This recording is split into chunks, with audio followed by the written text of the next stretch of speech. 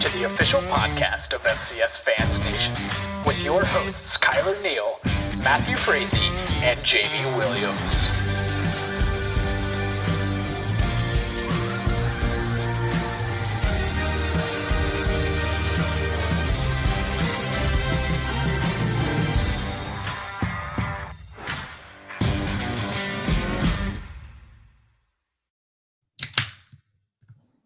FCS Fans Nation, we are live from the not closet studios. Nobody's in a closet this year, guys. We all are in our normal rooms.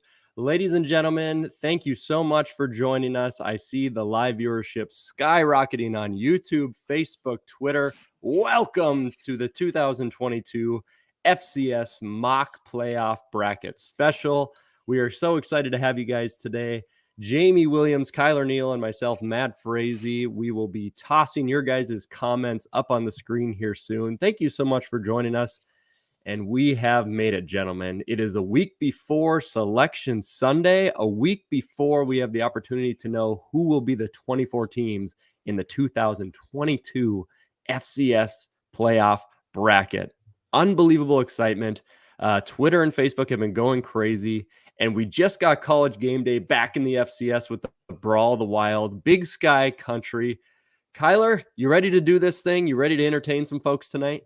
It's live. I got to be on my best behavior. I'm not allowed to say some of the normal things you're allowed to cut out. So let's see how it goes, man. Yeah, we're ready. We're ready. Heck yeah. Perfect. Well, guys, we don't want to waste too much time with chit chat tonight because I know everyone's anticipating, what's this thing going to play out? How's it going to look? So let's just get some of the details knocked out right away. Number one, don't take this as like a face value prediction between Jamie, myself, and Kylor. We are going to have to predict some games tonight, but we are not trying to fit like the perfect bracket for next week. The takeaway from this live episode, as we've explained the last couple of years we've done this, is always to get some insight of what teams will be on the bubble and what teams will have a chance to be in the playoffs come next Sunday.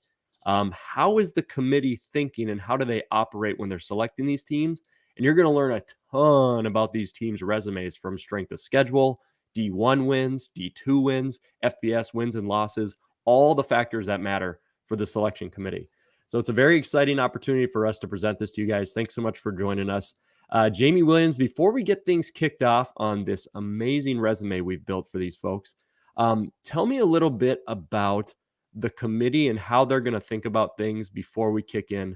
And I want to give a big shout out to Sam Herder. I copy and pasted a ton of the information he's put out over the last week in terms of playoff resumes and the work he did with Hero Sports. Craig Haley's tweets, I was stocking those things for updates. So for Craig and Sam, thank you so much for all the work you guys have done. And yes, Sam Herder hates your team. He hates them. So that being said, Jamie, give a little insight from Sam Herder's podcast of how the committee chair, the official top dog, how they are going to think as a committee about some things when they decide who's in the playoffs and who's not before we get started. Yeah, that was a really solid podcast that Sam did with Jermaine Truax, who's the Bucknell AD. Took some time to answer Sam's question. I thought he was very candid. I may have taken it, literally in certain ways and maybe think some things about how the committee is going to break this thing down. But in general, it's the same thing you think of that they look at: your strength of schedule, your FCS wins, the simple rating system, whatever that is. It's some number that it's made up. I wish they would release that. The coaches poll, which is the dumbest poll ever created.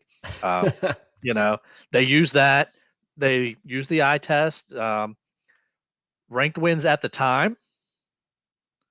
So, but they also said they use that full strength of schedule to see what those ranked wins at the time have become.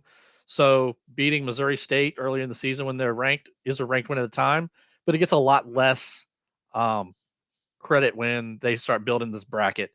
Took a lot of that kind of stuff. They also said if you play too many FBS teams, that it could hurt you because it knocks down your FCS win totals. There might be a team that we'll talk about that has that potential issue. Obviously, if you have an FBS win, that gets some bump.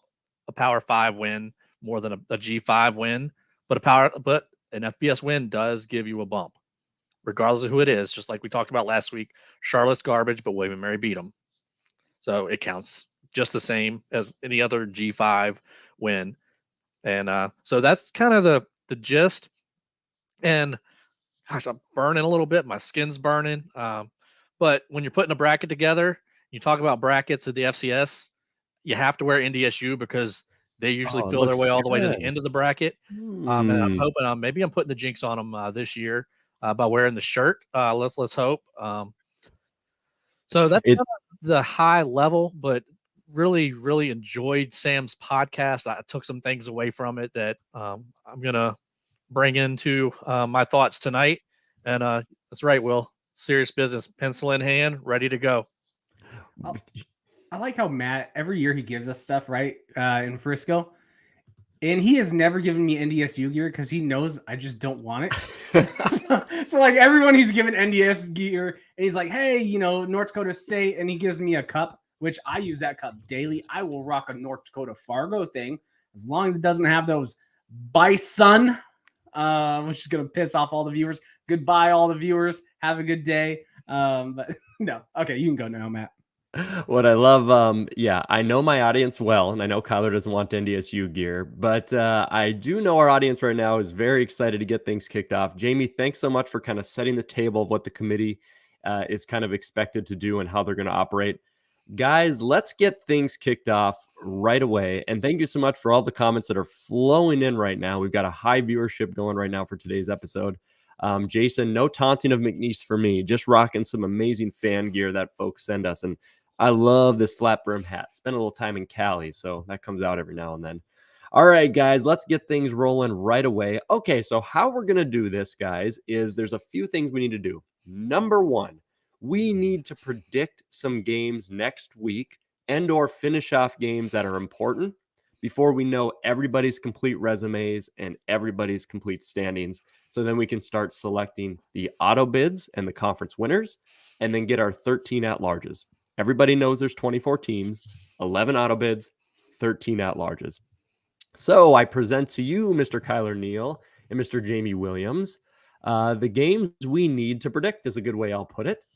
And as I pull this sucker up here for you, here's how we're going to run this, guys. There are some games that I've put in a category where I will label it as games that we will not predict, and we're just going to say their victories due to it being an upset otherwise. So that's a long label. But basically, major upsets, we're not going to predict these games. We're going to set these games up to help us out. So the games we're not going to predict are going to be the fact that Weber State's going to beat Northern Arizona to finish 9-2.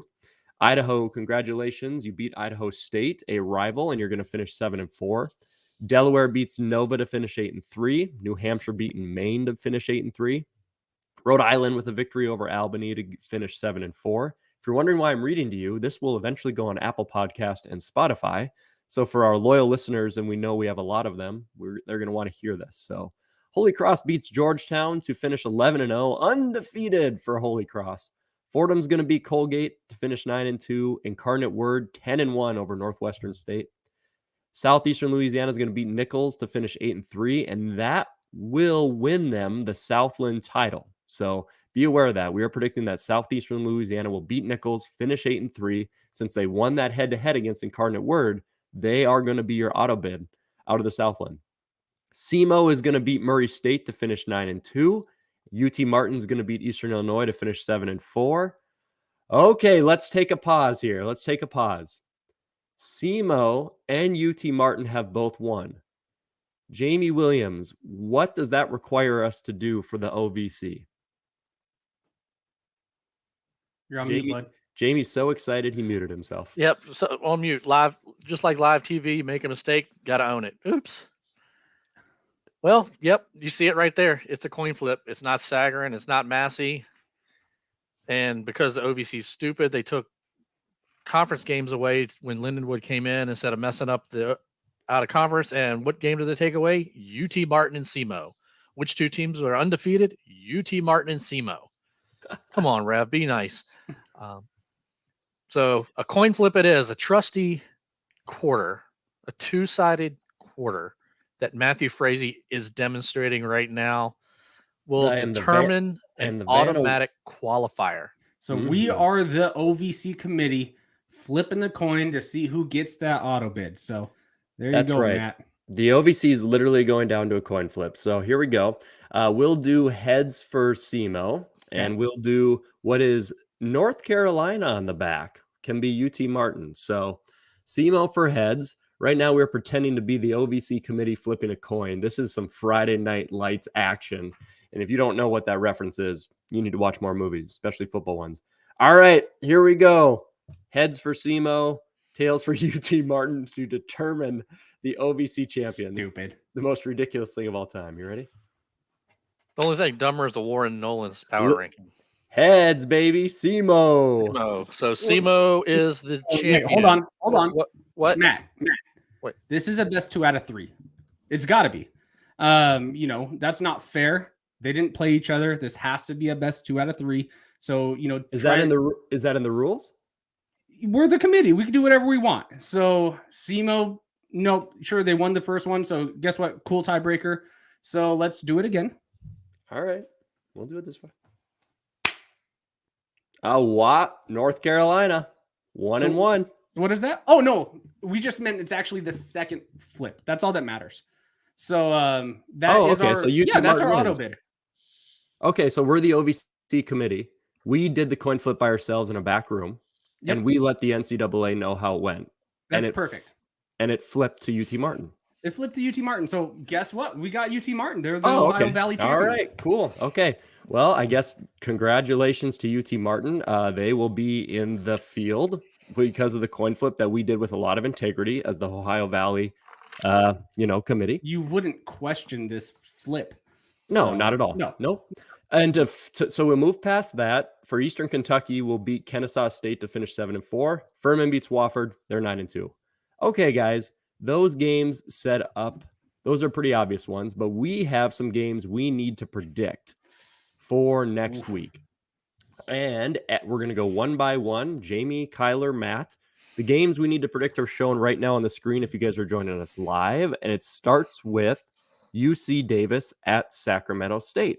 So, Jamie, you are up first to predict this game for next week. If Sacramento State wins, that will give them the auto bid out of the Big Sky. So, Mr. Williams, who are you going to predict to win that game? And I will edit the resumes accordingly. All right, make sure I'm not on mute here. So the Causeway Classic, big rivalry game, but Sac State's not lost in the Big Sky very often, and I don't hate with the win.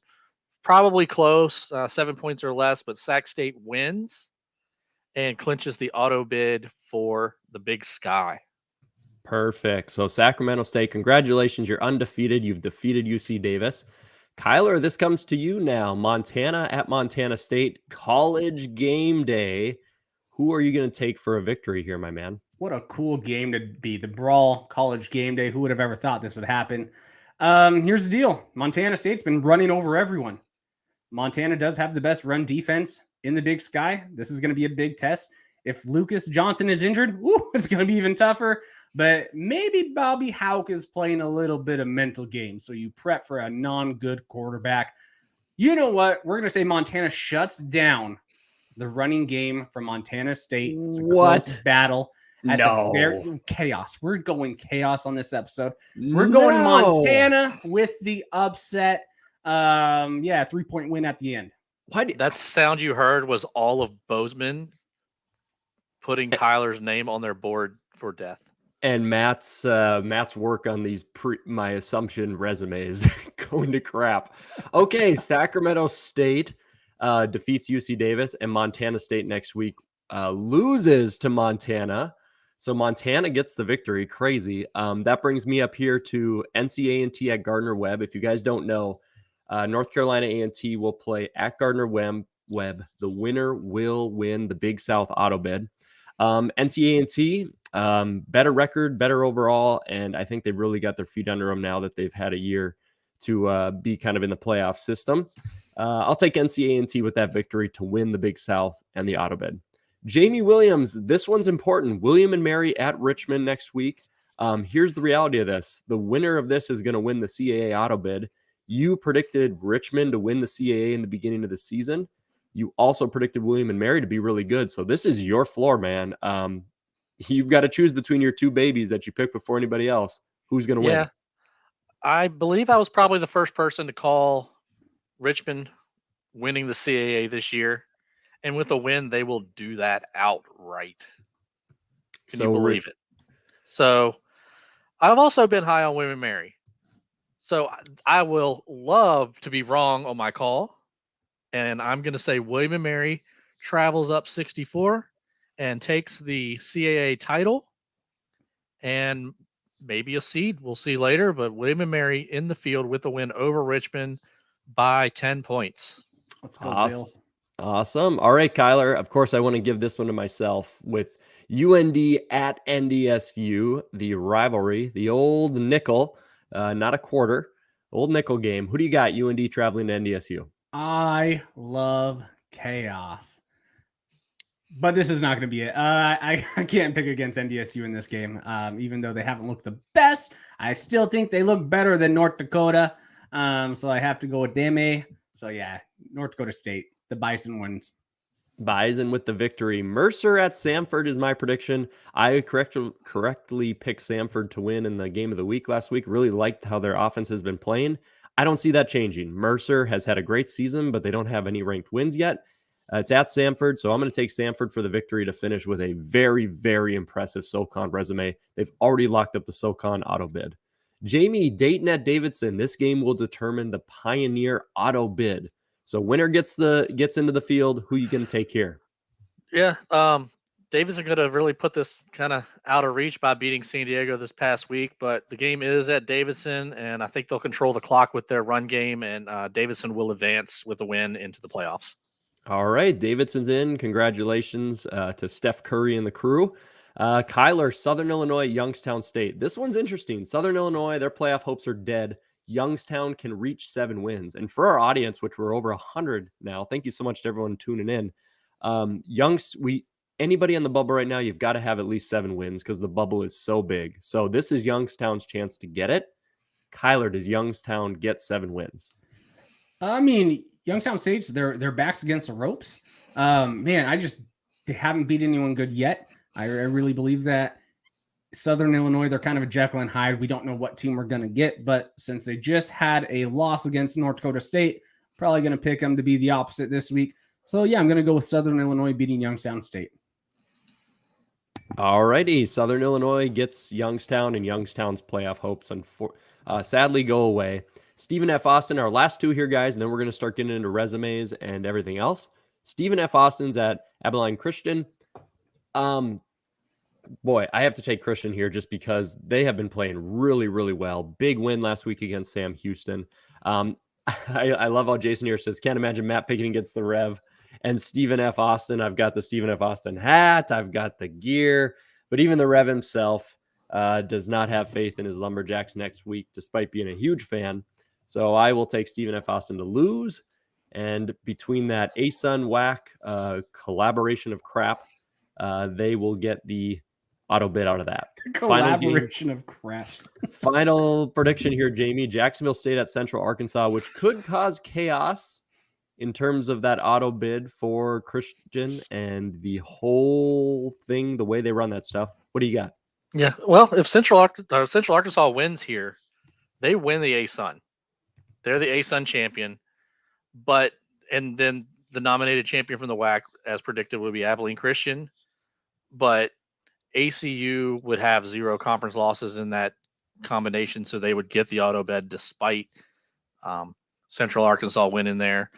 However, Jacksonville State's going to win this game, and I don't think that it's going to matter for the ASUN WAC. I think it's going to eliminate Central Arkansas's chances at the playoff, but that doesn't eliminate their chances at the ASUN title, at least. So Central Arkansas could still come away with a losing record and still come away with a title in the conference, depending on how these Warren Nolan rankings play out.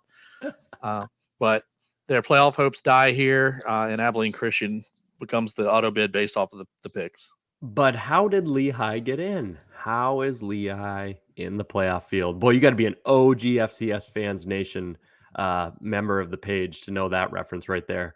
All right, guys, we predicted all the games for next week, whether we thought they were upsets or not. And that means that we need to roll into just selecting our auto bids and making sure that they are all presented correctly. So first things first, pull some auto bids up, and then we can start getting going on our at-larges. So Jamie Williams, when you look at these auto bids and you know who we predicted and what your resume says, what kind of stands out to you in terms of availability as things are being typed in here by myself? Yeah, I mean, as you look at this, you think of a couple of things. With UT Martin winning the coin flip, that was completely Legitimate. legit and Yep. out in front of everybody. Yep. That's gonna take away an at-large because SEMO's gonna get in. They've got a quality ranked win. They got 9 wins and 1 loss in the FCS to a quality Eastern Kentucky team. So I think that's going to take a spot. Southeastern Louisiana winning the Southland. Incarnate Word's going to get in, so that's going to take another spot. There are going to be 5 CAA teams, based off of how we predicted, in the field. William & Mary and Richmond are locked in. Elon, they're done, but they're locked in. They're 8-3, 8-2 against the FCS with 3 ranked wins, and their 2 losses are also to ranked teams. Elon's in. Delaware with a win, 8-3, FBS win, they're in. New Hampshire, we all talked about how weak a schedule they have, but they still have 2 ranked wins if they beat Maine this week. They're again 8-3. The NC Central loss isn't a great loss, but it's also to a conference champion. And New Hampshire will only have 1 conference loss, which will tie them for the CAA title. You're not leaving out a CAA title team, even in a tie. That's 5 CAA bids. That's going to happen. The Big Sky's probably going to have 5. The Big Sky is going to have 5. Because Montana's definitely getting in once they beat the Grizz, as they are the Grizz, as they beat the Bobcats, as predicted by Kylor. And if Idaho beats Idaho State, they're probably in. So that doesn't leave many slots for everybody else. And who does all of that hurt? As usual, probably the Southern Conference. And we'll get through there as we go through everything. We'll see. But we've got a lot to talk about as we go through because we've got our AQs in, and from there we'll have to figure out who else is going. Absolutely. And I like Jason's comment here. First off, Brandon Owens says, SLU fans about to come in from Matt, calling them C-Law. Okay, a little context here, guys. I'm running 5 different Word documents, some banners, some comments, some live streams. So if my brain just goes into, hey, go with what I know mode, we got to just flow with it tonight, okay? These comments are great. These comments are great. The fans are coming out. This is phenomenal. Jason Plotkin, we get in Celebration Bowl. Jason, good comment on that. Before we start going into some at-large bids. Yeah, we did predict here that Jackson State, of course, would win the SWAC, and then Jackson State we're going to predict to win the Celebration Bowl all the way down. But that does leave a team FAMU, and they're going to murder me for that one too. They're Florida. Close enough. Yeah, close enough. They've got an opportunity to be in the playoff field. So that being said, guys, let's roll right into the possibility of at-large bids. For those of you that are listening after this live stream, here's a recap. In the ASUN WAC, Abilene Christian gets in as the auto bid. Auto bid for the Big Sky is Sac State. Big South is NCA&T. William & Mary out of the CAA. The Missouri Valley Conference, which was won last week by South Dakota State. Northeast goes to St. Francis. The OVC, because of a very, very integrity-based coin flip, goes to UT Martin. The Patriot gets Holy Cross. Pioneer gets Davidson in. The SoCon gets Samford. And Southland gets Southeastern Louisiana. So perfect opportunity to start talking about some at-large bids. How we're going to do this, guys, is we are going to go ultimately each podcast host here, Kylor, Jamie, and myself, will get the final say as we go through on this. So we need to put 13 at-larges in, but the order is going to go, and I'm going to adjust the order here on the screen. Jamie's going to go first. Kyler's going to go second. I'm going to go third. So we're going to be able to debate and change each other's minds, but ultimately, whoever's pick it is gets to select that at-large bid. So, Jamie, looking at the at-larges, looking at the resumes, I am going to present the resume screen to our great audience here. You tell me who you'd like to put up first. This is like an auction draft in fantasy football. Who are you going to put up first for a team to beat our first at-large? I'm just going to make it real easy and start with the champs, North Dakota State, at-large bid for the Missouri Valley. North Dakota State enters the field as the first at-large. Kind of a weird thing to almost say, but hey, we're in strange times around here. So North Dakota State, welcome to the field. And I don't think we have any disagreements amongst the crew here. North Dakota State, they are different than most years. They will be sitting in our predictions at 9-2. Their one ranked win will come against UND, and their strength of schedule is actually lower than teams like Samford and others. So yes, they're in the field, but it is not a crazy impressive resume across the board, in my humble opinion. All right, Kylor, you're up next. North Dakota State is in the field. Who are we thinking here? Well, this isn't any indication on where I think they're going to be seated or not, but I want to throw out one to make the last few even more difficult, because Jamie already said there's a few conferences he has that are locked in a majority of the spots. So getting the at-large from the Southland, Incarnate Word. We're going to throw them up there. I do think that is a fairly easy pick. You know, they do have their FBS win. They have a dominant 35-point win over Southern Illinois that no one else from the Missouri Valley is doing. Yes, they have one loss, but it is to the team above who's getting the auto bid. So I don't think that's going to hurt them as much. And it was a very close last play loss. Other than that, they have been absolutely torching every single team that they've played. So I think they are in the playoffs as an easy lock. Incarnate Word into the playoff field. Yes, just like Kylor said, 9 Division I wins, an FBS win over Nevada. No ranked wins at the time right now, and their one loss is going to come to Southeastern Louisiana. Their strength of schedule sits 54th in the country. However, if you're 10-1 overall, 9 Division I wins, you are going to be seeing the field. Lindsey Scott, very impressive. So I don't think Jamie's got any opposition to that. None. So none at all. Perfect. All right. 2 teams in the field, keeping it easy. All right. A conference that I'm really high on and a team I would like to put up for my prediction here. I want to go with Furman, a team that I've had a lot of love with in the past. But the Furman Paladins with 8 Division I wins. Now they're 9-2 right now. This is, of course, a week later, guys, if you're watching and listening. Down the line, 9-2, 8 Division I wins. They have a ranked win currently against number 11 Chattanooga and number 14 Mercer. 2 quality wins, in my opinion. Their losses come to FBS Clemson, and they lost to Samford, who is the outright SoCon champs and is 10-1. So, you know, it is what it is. Their strength of schedule as well is 25th. So I'm pretty high on Furman. I think that's an outstanding resume. Any pushback from you guys for putting Furman into the field? Nope. I got nothing. All right. The easy ones so far. All right there, Mr. Williams. We're back up you at top of the board. Who do you think should get in and why? What if Austin Peay beats Alabama, by the way? Then they win the whole tournament. The tournament doesn't get played, by the way. So, Will, that's it. Jamie, who do you got? I'm just going to keep making it real easy, and I'm going to go out to the Big Sky, and I'm going to say Weber State. Weber State into the field. The Wildcats. We predict a lot of Big Sky teams having the opportunities to get into the field. Breaking down Weber State a little bit for you guys. If they finish 9-2, they will have 8 Division I wins. The reason at 9-2 they have 8 D1 wins is because they played a D2 team. So, of course, that is not counted by the committee. Their ranked win will come against number 16 Montana. They had an FBS win over Utah State. Very impressive. And their losses come to number 1 Sac State. And as Kylor predicted previously, well, no, I'm sorry. I'm getting off track here. Number 3 Montana State. Strength of schedule is 10th. So very impressive by Weber.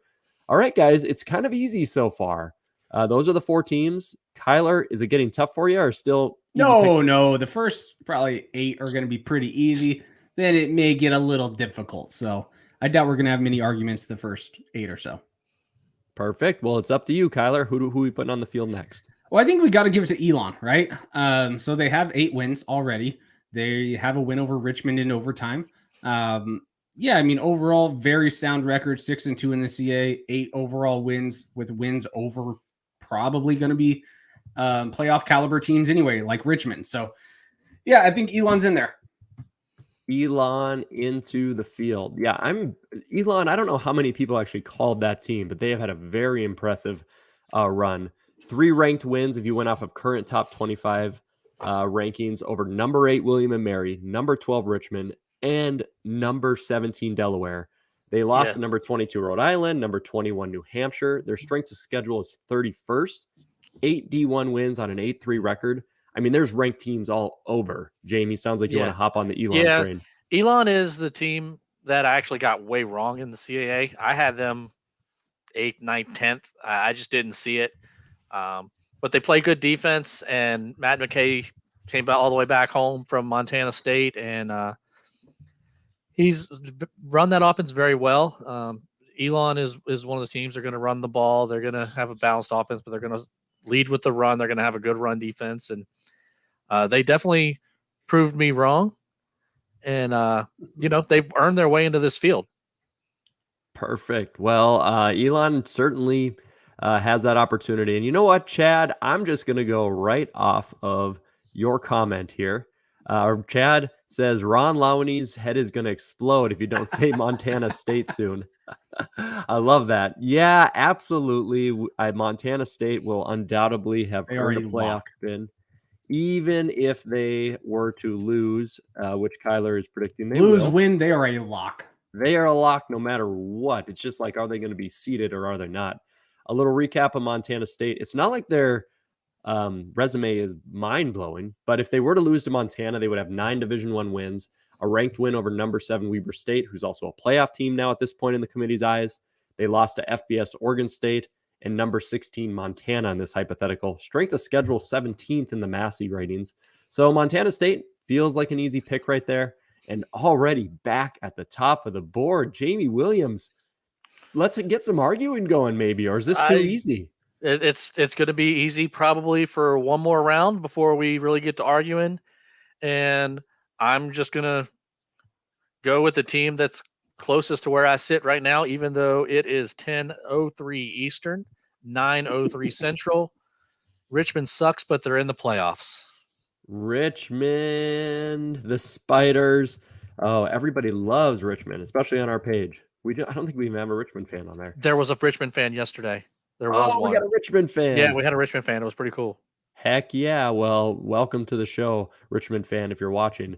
Richmond, 8-3, 8 Division I wins. They have 2 ranked wins in the current top 25 of number 17 Delaware and number 21 New Hampshire, losing to ranked opponents Elon and William and Mary and FBS Virginia, a strength of schedule of 39th. Again, 8 wins, 8 Division I wins. Hard to argue against. Any reason to be upset at Jamie there, Kylor? That one feel easy too. No, I mean, literally this last week, they're either playing for the CAA title or an at-large. Either way, they're getting in the playoffs. I think they're about as locked as you could be. You know, I think this is the realization we came to, guys. We kind of talked about this while texting each other. Jamie, Kylor, and I, we were saying, you know, I think the at-larges are going to be pretty easy, a lot easier than in years past, all the way through like maybe the first 8-10 picks. And then it's really going to get super brutal and intense. So we're pushing almost 125 live, folks. So just keep hanging with us like my computer is slowly doing. As Dustin Helton says, he's amazed Matt's old ass computer can handle all this. We got to get this done before it crashes. All right, let's keep this stuff rolling. Kylor, did you just pick Richmond or that was Jamie? No, that was Jamie. That was Jamie. All right, Kylor, it is your pick, my man. I'm going to keep it in the CA because we did predict New Hampshire winning, right? So they're going to beat Maine this week. So that means they have a ranked win over Rhode Island. Elon, who is up in our at-larges already. So they already have multiple playoff caliber wins. Sure, they have a few questionable losses, but overall, 8 wins, 8 Division I wins. You're probably getting in from the CAA title. Yep, and you have multiple ranked wins. So, I mean, you got to put New Hampshire in. Perfect. If you guys are watching on YouTube, I'm showing the whole field so far. At larges, we've included 3 CAA teams: Elon, Richmond, New Hampshire, Montana State, and Weber State out of the Big Sky.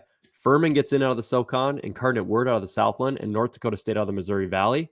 Wow, this was easy, guys. Now we just plug in 5 more Missouri Valley teams, and we're done. Yep. So let's just go down the Missouri Valley. UNI's getting in no matter what. Yep, we'll throw them in there, and this will be easy. So Shouldn't be too tough.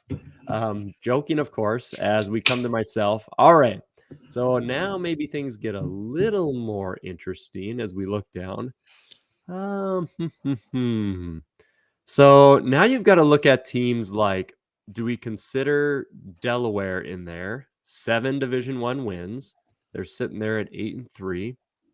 Do we look into the Idahos of the world? 7 Division I wins. Is there an obvious one that I'm missing? Austin P with 7 wins. Chattanooga, 8 Division I wins. I like them a lot better than that. And they have a ranked win versus Mercer.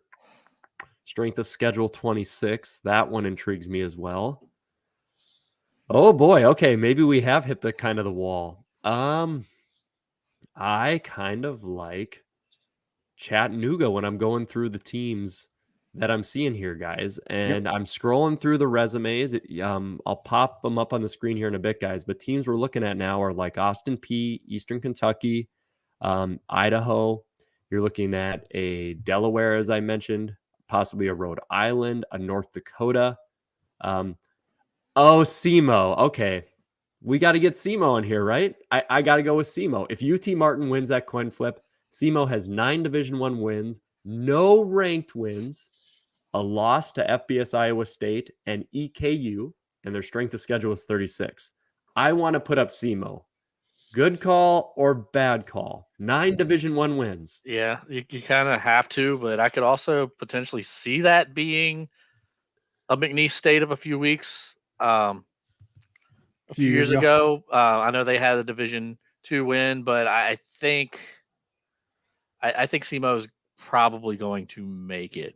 So I think I would hold that one up as a yes. Well, it's a bummer they just didn't win the coin flip, right? Because they're the only deserving team in the OVC to actually get a spot in the playoffs, but they didn't win the coin flip. So, I mean, I just wish you would have maybe picked them at the very end to make things a little more interesting, because now you're probably going to have a few teams that are really going to come after you.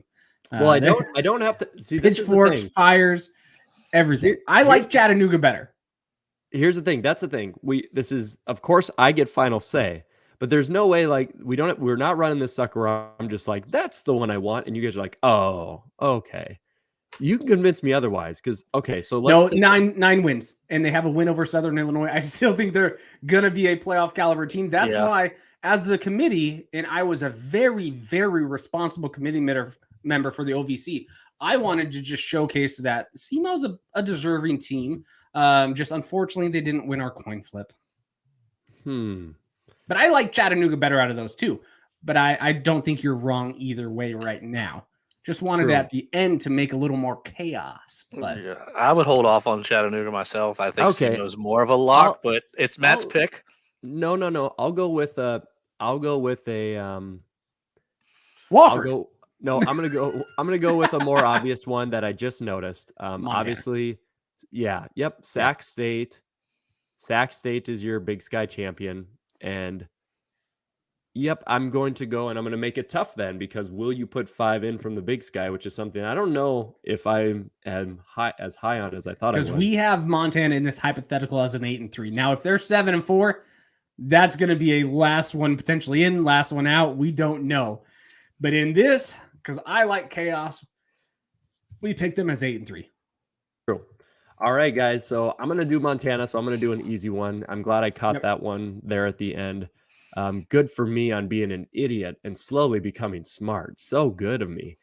Jamie, we're going to go back to you, man. There are only 4 spots left. And that's it. I think it's going to be up for some debate here coming up from here on out. But I think I am going to go with Delaware. Let's talk about Delaware. Again, they've got an FBS win. Mm-hmm. They've got 8 D1 wins, 2 of which are ranked. They have 2 losses that are ranked. Maybe actually 3. Yeah, they lost to William Mary. All of their losses are Richmond. ranked. Yeah. And they have 2 wins, I believe, or it might even be was 1, but they have the FBS win. Right. 8 wins. I don't think Rhode Island was ranked at the time when they played. So I don't think they have any true ranked wins, but I could be wrong on that. I think Rhode Island was ranked when they played. Okay. Yeah, it was a couple weeks ago. No, it was early in the season, September 17th. That's why I don't think they were ranked yet.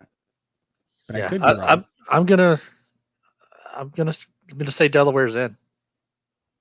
Yeah, I mean, if they get to the 8-win mark and they have an FBS win, it's pretty hard to argue against that. I think that Navy win does carry a little bit of weight. Their losses aren't bad losses. You know, they didn't lose to a Delaware State. They didn't lose to when they played Morgan State or Monmouth. They blew out the bad teams. They lost to the other playoff teams, and they all lost pretty close outside that Elon one. So at 8 wins, I don't see how we can argue with you. Yeah,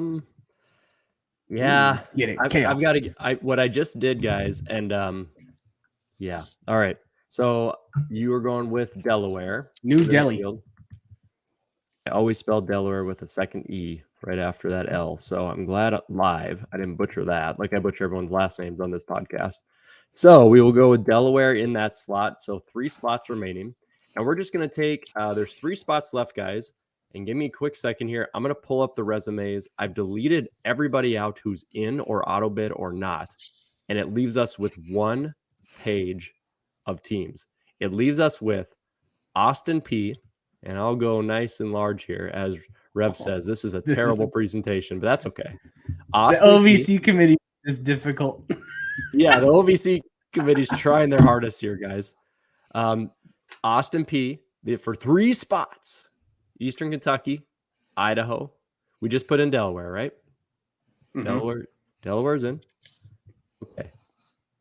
To recap: Austin P, Eastern Kentucky, Idaho, Rhode Island, North Dakota, SEMO, Fordham, Chattanooga, Mercer, and Florida A&M. That's it. Those are the teams that we think really have an opportunity.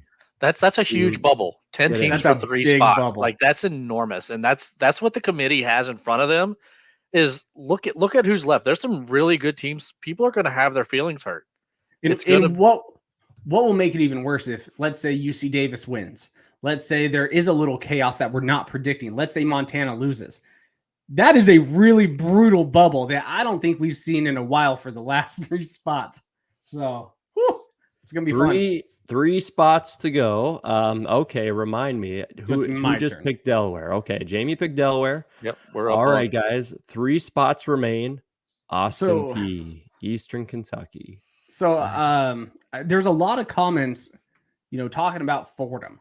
Now, here's the deal. Because I'm just reading all these comments. Fordham. You're not having any respect on Fordham. I absolutely love Fordham. I actually think I put them as like my 17 in the nation or 18 in the nation. I think they are a playoff quality team. Unfortunately, when you look at their resume and the bubble's this big, they lost the only good team they played. They did lose in a last-second play to an FBS team as well, who's winning the MAC, I believe. They are a very good team. They have a really good quarterback. Unfortunately, they just don't have the resume, I don't think, to be in this playoff field. So I'm sorry a lot of you guys picking Fordham. I would love if they're in because I do think they are solid. I absolutely think Fordham is a good team. I don't see how you can get them in. Right now, I got to lean with SEMO. I mean, we were just giving you a lot of flack for it earlier, but at 9 wins, win over, Southern Illinois, it is going to be hard to keep them out of the playoffs. They are the true OVC champion. Unfortunately, the honorable committee they did the coin flip. It was honorable. It was accurate. And, yes, it's behind closed doors, but you guys all saw it. So this is what happened. But yeah, I think SEMO gets one of those last 3 bids, which makes this job brutal. Okay, SEMO. And, I'm not going to really push back on that much.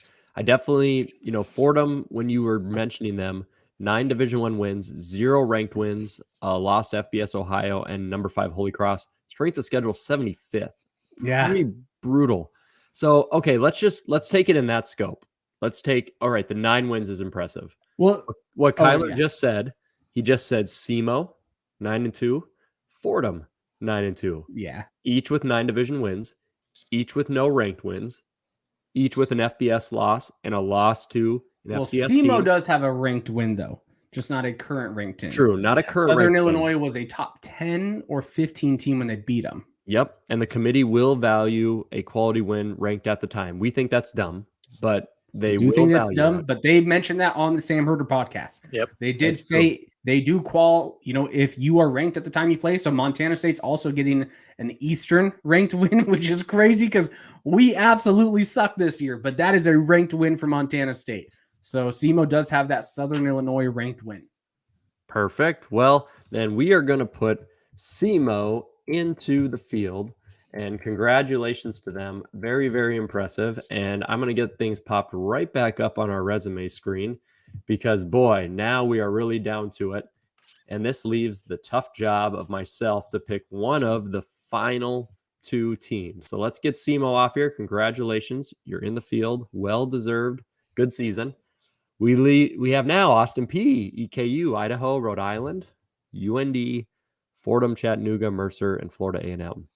Okay, when I look down this list, I definitely look at the Division I wins first. Fordham's got the most.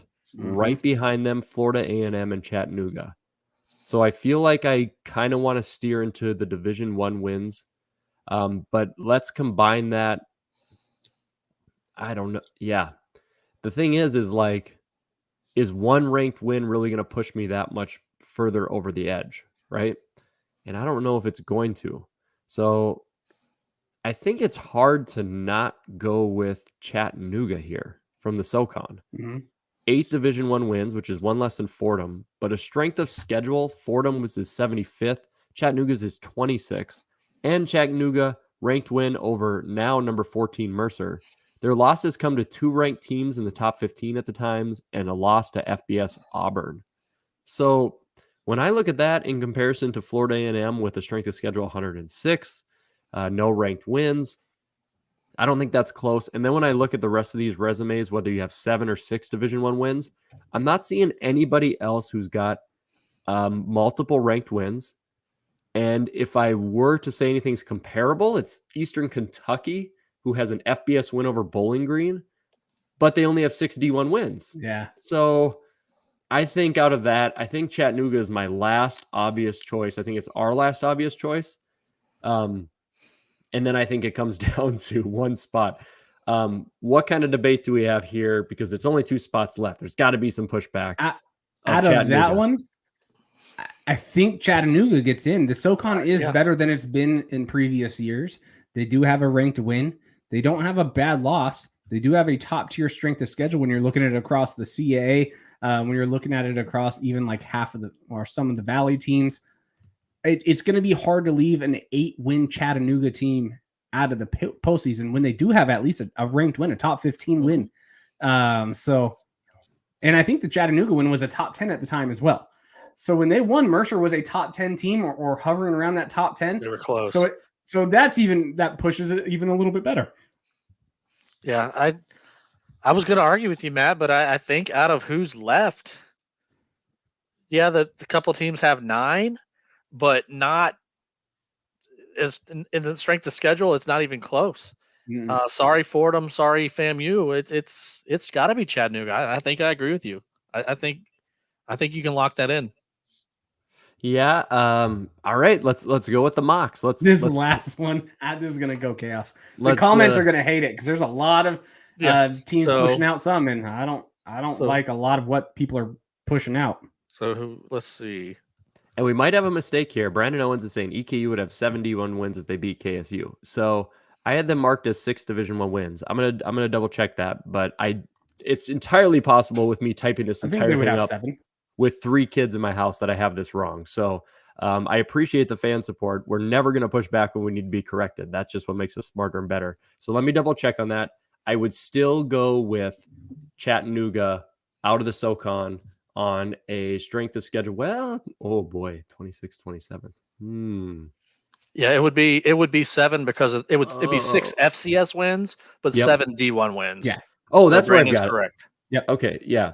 Yep. I've got it correct on the screen there then. So I wrote down 6 Division I wins. Instead of one D1, you just FBS meant FCS win.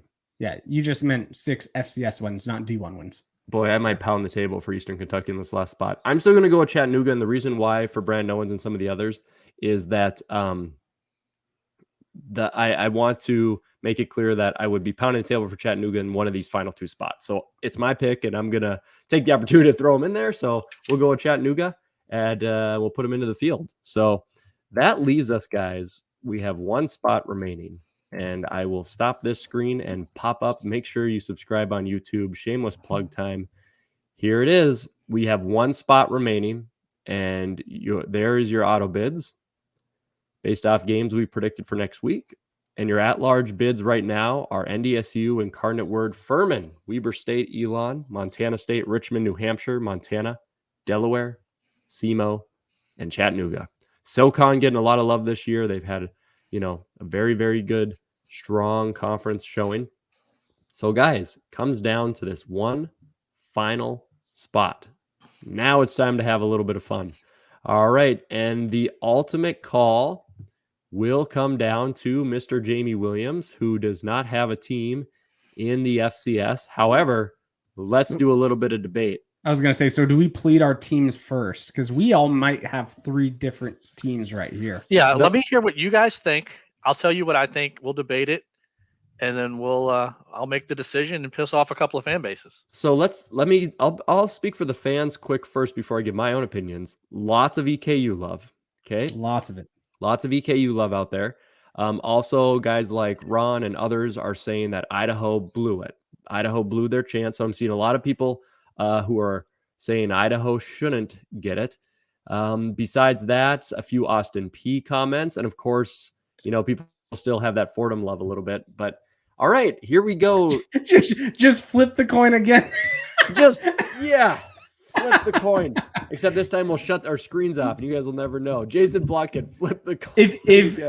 If they do it the correct way for the OVC, it makes it a lot easier. But unfortunately, we don't have faith, or at least I don't. So that's why I did that. So, this is beautiful. And Dion, he said Idaho should be in there instead of the Grizz. Yes, if the Grizz finish 7-4. Yeah, remember if the Dion Grizz that are we predicted 8-3.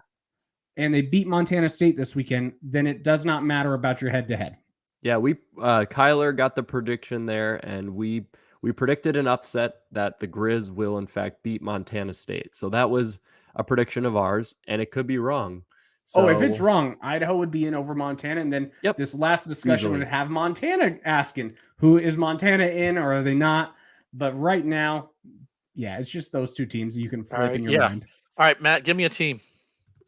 Okay, when I look across this, Jamie, if I had to pound the table, let me give you the ones that I would unfortunately not go with. I love the story of them, but I can't go with Austin P. No ranked wins. Strength of schedule 62nd. I just can't give them the nod. I can't go with a Rhode Island just because they feel like they're just that CAA team who... Are you going to just ride their coattails in when you've got some really good deserving teams elsewhere here? The ranked win versus Elon, that is a big victory. It's a big victory. But man, losses to 21 New Hampshire, number 17 Delaware, number 8 William & Mary, losing to FBS Pittsburgh. FBS loss doesn't hurt you. But you got one of the 4. Great. North Dakota, no ranked wins. All those losses, not fans of them. But they're from the Valley. They're from the Valley. I think out of this, I think I would pound the table for either EKU or Idaho. I think Idaho scheduling those 2 FBSs. If you just played anybody else in the FCS, you got those 8 wins and you're probably in. I think I would go with EKU in this situation because of beating SEMO, who is currently a playoff team. An FBS win over Bowling Green, which helps them within the simple rating system. Total 7 Division I wins, 6 FCS wins plus the FBS. Losing to FBS Eastern Michigan shouldn't hurt them. I get they lost to Austin P. Strength of schedule, though, 27, so a top 30 strength of schedule. I would pound the table for Eastern Kentucky. I would say Eastern Kentucky would be the team. Kylor? But when I look at it, sure, this team did play 2 FBS teams, but they played them extremely close. We did hear on the committee, they are going to look at how you play even in a loss versus P5. He said a P5 is not the same as a bad G5. They did say that in Sam Herder's podcast. Now, the good thing is one's a win, one's a loss. So now it's more of a 50-50. But at 7 D1 wins.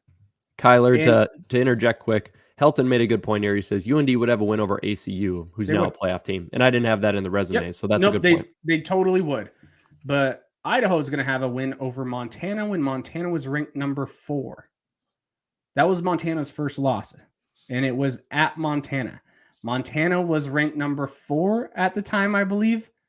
That carries a lot of weight in the committee's eyes. The AD of Montana is going to be in the committee.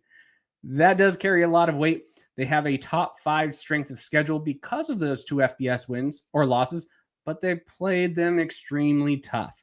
Now, their conference schedule was not the toughest in terms of Big Sky play. They played Montana, Sac State, UC Davis, and then avoided Montana State and Weber State. I don't know what's going to go, but strength of schedule 5, 7-2 overall versus the FCS, with not bad losses to your FBS teams in Washington State, who's pretty dang good. And you have a top 5 win in the FCS. What other team in this bracket has a top 5 win? None of them. I think I got to lean towards Idaho on this one. Yeah, but I don't want to be the committee. Oh boy. Okay, Jamie, you've heard some arguments. I know, Jason. Let me comment on this one. So Jason Grooms, Montana cannot be in the room when debating Montana. I get that. I understand that. Do you not think there is politics involved around? I don't care what anyone says. I disagree with Kylor. No politics. I disagree. Definitely politics. I disagree. There has been.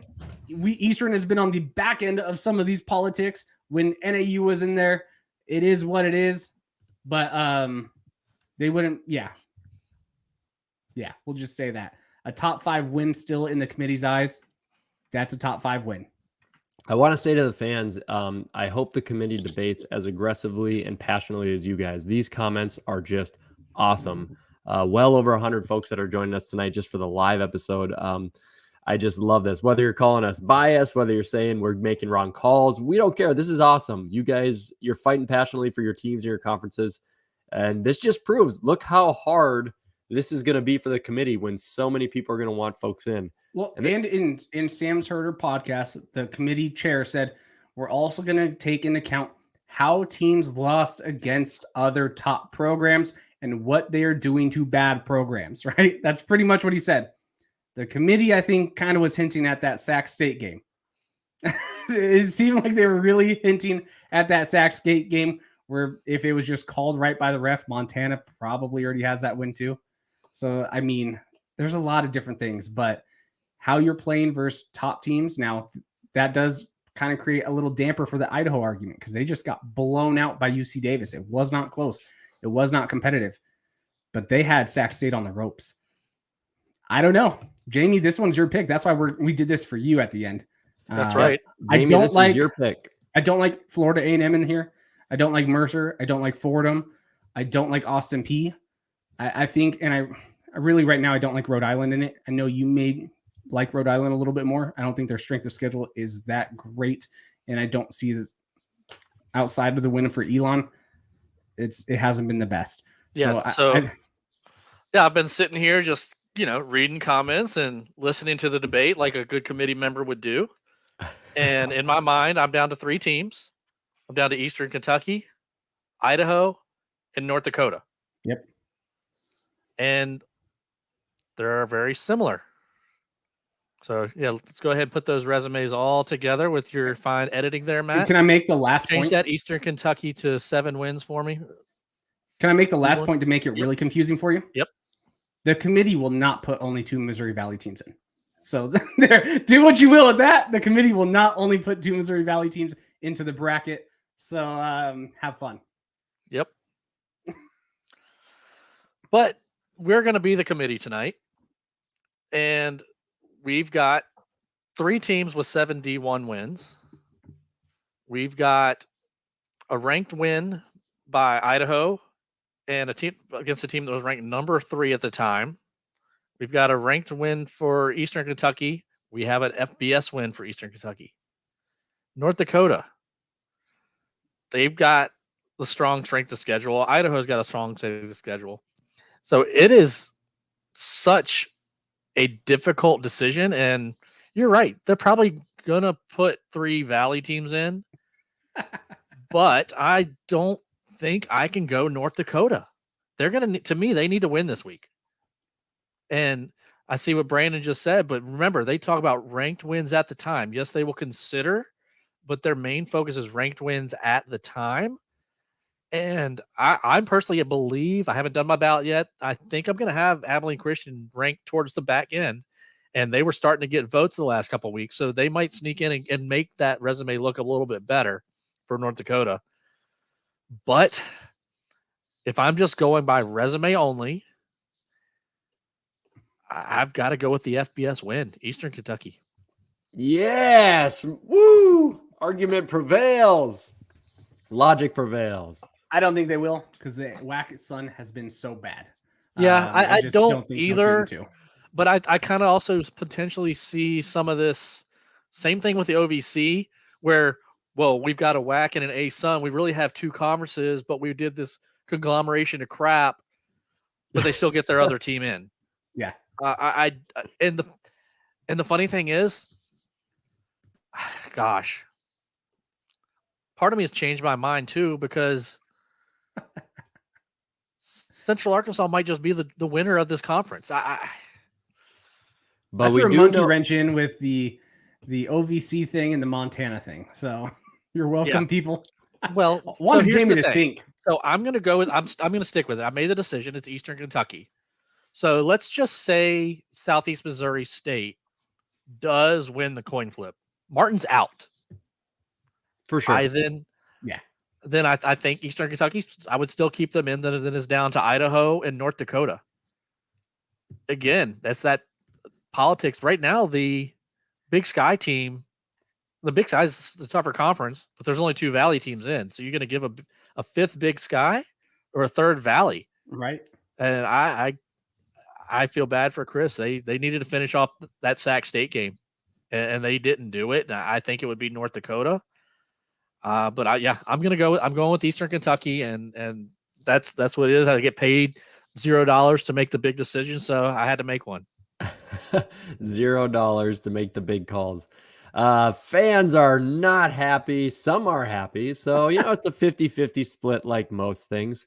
And remember the takeaway from this, guys, is here's the big thing is I'm sure you heard a lot about resumes and strength of schedule and ranked wins and not ranked wins. And how much more is everybody who's paid attention to this aware for next Sunday? I mean, it is going to be an absolute bloodbath at the back end of the bubble. We predict that the first 7, 8, 9 teams that are going to be at larges are going to be pretty simple. And it's just going to be plug and play. But man, there's going to be so much debate on those last 4 or 5. It's going to be absolute insanity. So very interesting to see. A lot of people are sharing Kylor's thoughts where they're like, no way, you're going to have 3 Missouri Valley teams. But, here's the thing. Like, yes, the Valley's always been good. They've got 2 elite teams this year. They've had more than enough chances to pad their resumes and get more wins, and it hasn't happened. Valley doesn't matter. Probably going to be wrong. Like we said, there's probably going to be a 3rd one. But I'm not going to go with it just because it's the Valley. Because it's the Valley is not an argument for me. And it shouldn't be for anybody else. It should be the teams and how they played this year. This year is what matters. Agree. And the Valley teams have not demonstrated that they deserve playoff spots other than the 2 Dakota States. Yeah, it's very interesting. The Valley has not been great this year. And I think it has shown. And we'll have to see exactly how the committee is going to view things from the past and present. We kind of go with what is this year? What is the scope of this year's season? Any argument of like, well, there's no way they're not going to do this because they always do this. Kind of falls flat. So, but we are not. Just a few years ago, the Valley did only get 3 bids when the previous year, I think they had 5 bids. True. It does happen. And like Sue says, UND had 2 ranked wins at the time. So, and that is those are things the committees are going to consider. So it's actually also true. Northern Iowa was 24 in week 2. Right. Yep. And you know Absolutely. what? When they beat Missouri State was number 7. Yeah. There you go. And that could slide UND in there. For They now, could. this is for who sure. we've got on the field. And so we have an opportunity now, guys, in the final moments of the podcast where Jamie Williams is going to bounce out quickly. Hold on. We've completely not picked our seeds. Oh my goodness. Yep, we That's gotta do right. our seeds. We have to seed these teams. Holy moly. Imagine least if the I was first actually on the if actually I was on the committee. Like, yeah, no, we're just not going to Good seed enough. anybody. Yep. All right, guys. Because I've got my awesome backup crew here who actually remembered, oh yeah, we have some seeding to do. I'm going to get that thing pulled up. And now of the teams that we selected, it's time to select who is your top 8 playoff seeds. So here we go. I've got the screen pulled up here, and I'm going to put teams below that as well. And how this is going to run, similar to how we just did the actual at-larges, guys. Everybody's going to get some picks as we work our way down. And how this is going to work is the fact that Jamie's going to get to pick the first seed because he doesn't have a team in the FCS. And Kylor gets to pick the second seed because his team's not in the playoffs. And I have to go third because my team's likely going to be seeded. So I get last pick.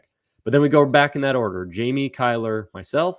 Jamie, Kylor. Kylor, you're the one who's going to get yelled at. You're the final 8 seed. So, That's fine. all right, Jamie. This has been a topic of debate. Who will be the number 1 seed? And I'll get the at-larges and put up here in a second right below. But this has been the debate, man. Some people believe that everyone knows it's between South Dakota State and Sac State, but some people don't see it as crystal clear. Give us your thoughts, man. And of course, we will debate and push back and forth on this. What do you got? I think it's those 2 teams. They're 1 and 2. And it sounded, listening to Mr. Truax with Sam, that there was a lot of lean towards South Dakota State, and that was before this past week and before next week.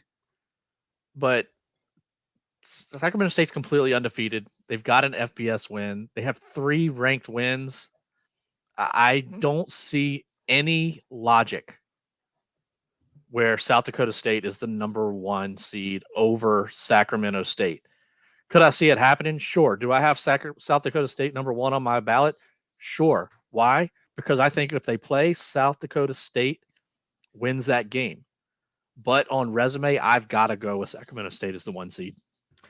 I absolutely agree with you, Jamie. I do not understand how it would be remotely close for you to take an undefeated team in the Big Sky Conference, which now has, according to us here, let's see, how many we put in? We put in 4. There's 4 total teams from the Big Sky. They won it. They're undefeated. They have an FBS win. Like you said, all those ranked wins. I don't see how there's any argument for South Dakota State to be above them. And South Dakota State is a hell of a team. And I'm not even saying I would pick South Dakota State to lose to Sac State. But just based off resume and paper, guys, it's got to be Sac State, right, Kylor? And Jamie's already made the pick. So Jamie makes a pick, and Sac State's actually going to have 5 ranked wins most likely because probably UC Davis are going to be ranked now, with their only losses being Montana State, Weber State, and South Dakota State, 2 of them close games, and they have a win over Idaho. And then they beat UNI, right? UNI was ranked at the time. So Sac State is probably going to have 4 to 5 ranked wins and an FBS win. They 100% deserve the 1 seed. I still think South Dakota State is going to get the 1 seed, but it's coin flip, so I'm not mad either way. And I don't think any of these teams should be mad either way. Either way, you're getting a 1 and 2 seed. So be happy. You get home field advantage throughout. So I'm going to pick South Dakota State to be the number 2. But I personally just think the committee is going to flip it. But again, it's a 50-50. This is a true coin flip where it doesn't matter. Yeah, got to agree right there. Sacramento State is our 1 seed. Kylor, that leaves you up to the number 2. Might be the easiest pick of all time. Yeah, South Dakota State. This is the easiest thing ever. No argument. Nope. Yeah, give them one or the other. South Dakota State as the right here. Oops, misspelled that first part right there. Okay, got it fixed. No. I just driving people crazy. South Dakota State right there, the number 2 seed, Missouri Valley Conference champions, undefeated in the conference, defeated North Dakota State on the road. Also bolstered wins early in the season at the time against Missouri State. Strong strength of schedule. Great team. Undoubtedly, SDSU is your 2. Okay, so now things already get interesting because in our predicted scenario, Kylor has predicted Montana State to lose. Otherwise, this pick is easy. It's Montana State if they win. In my opinion, if they win next week, it's Montana State. Yes. Book it, guys. You're going to see Sac State, South Dakota State, Montana State. Yep. But Kylor predicted the Grizz to win. I want chaos. But yeah, if they win, it's them 3. So now we deal with this scenario of who's the 3, 4, 5, 6, 7, 8. I need to be talked out of Samford. I need to be talked out of them as the number 3 seed, because when I line them up against North Dakota State, I see all the advantages going to Samford. Let me take this down the line a little bit. All right, so Samford wins the SoCon, a conference when you're looking at our teams right here, who we've put in, who we've taken out. We have how many SoCon teams in here? We've got 3 SoCon teams total. So one more playoff team from the SoCon than the Valley. Even if you had put UND in, then it's a tie. But here's the thing. Samford is the outright champs in the Southern Conference. They also have a stronger strength of schedule than North Dakota State. They also have more Division I wins than North Dakota State. They each have the FBS loss, but NDSU goes down to South Dakota State. So when I look at all those factors, I got to say, guys, I really think on paper, I would be a hypocrite to say that South Dakota State is undoubtedly below Sac State, and then just to put NDSU or anybody else you're thinking in front of Samford. Samford, 10 Division I wins on a 10-1 record. Ranked wins versus number 13 Furman, number 11 Chattanooga, number 14 Mercer. Those are current rankings. 1 FBS loss to Florida. SoCon champions autobid. Strength of schedule, 18th. 18th. And then I have North Dakota State over here, who obviously has done a lot of great things in the past I'm a fan of. 9 Division I wins. Their ranked win will come against number 19 current North Dakota. Even if you did past ranked wins, nothing. Losses to SDSU, FBS Arizona, strength of schedule 21st, which is worse. There is nothing on paper that puts North Dakota State above Samford, except for your gut emotional feeling that you think they could beat them. Am I right? Am I wrong? Or talk me out of it? Resume. You're right. Yeah. Pure resume, Samford's better than NDSU in a resume. But the committee did say they are going to think of which teams they are that they do think are the best. And they said they're not going to always look at some specific things. I have a hard time thinking the committee is going to say Samford is better than NDSU. But pure resume, I do think seeds are earned. They are not given. You got to do some good things. And unfortunately, the Valley was down this year. Pure resume, man. Samford has a better resume. But they're not going to throw 3 S teams in the top 3. That makes no sense. They're not doing it. I just I don't see how anybody could justify these 3 stacked any other way. And I'm a firm believer on what the paper and there's a system to this, and the resume matters. Eyeball tests can tell you a lot of things, but I think Samford has undoubtedly proven that they are that 3 seed. So Jamie, it comes back to you, man, at the 4. This one might be even tougher. What do you think? Well, I think at this point, you're probably looking North Dakota State and William & Mary. Those are your next 2. And again, by resume, eventually North Dakota State's going to get the name recognition for a seed. And really at 4 and 5, it doesn't matter because regionality, you're pretty much going to see the same teams in the first 2 rounds. It's just a matter of who hosts the quarterfinal game. And, they're both going to wind up with 9 D1 wins. William & Mary's going to have an FBS win and 3 ranked wins. But I think the strength of schedule difference of 21 to 57, if we're thinking like the committee, remember, we're thinking like the committee.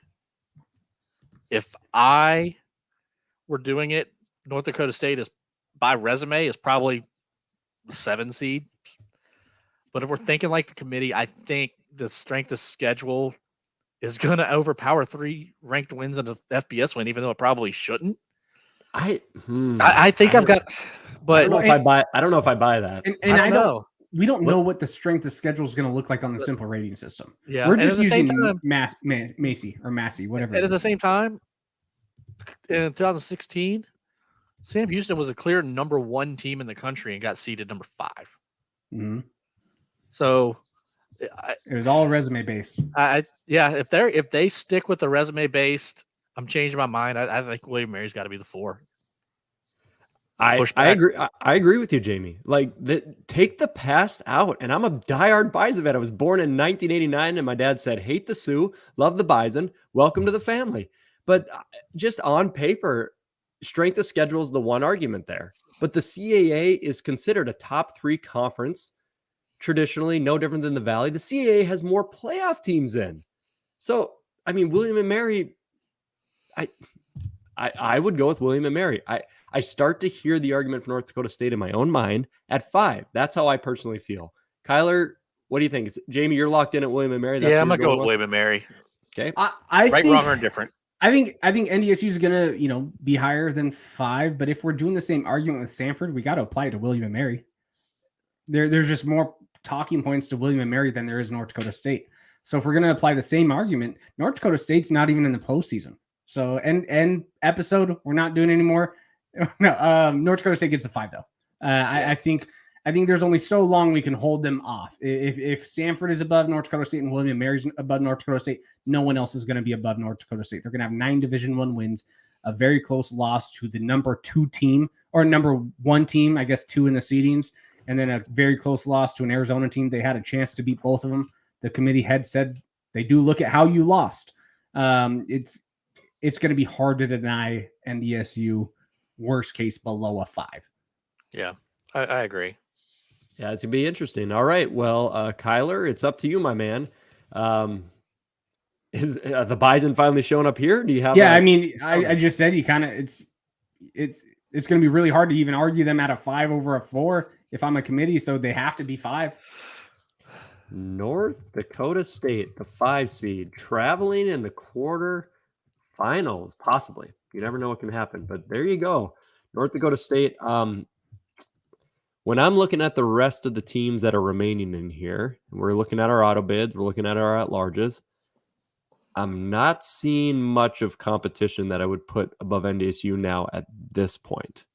Now you're going to get into an area where we have equal losses, and if you don't have equal losses or wins, you are going to run into a situation where the strength of schedule or who they played is going to be substantially different.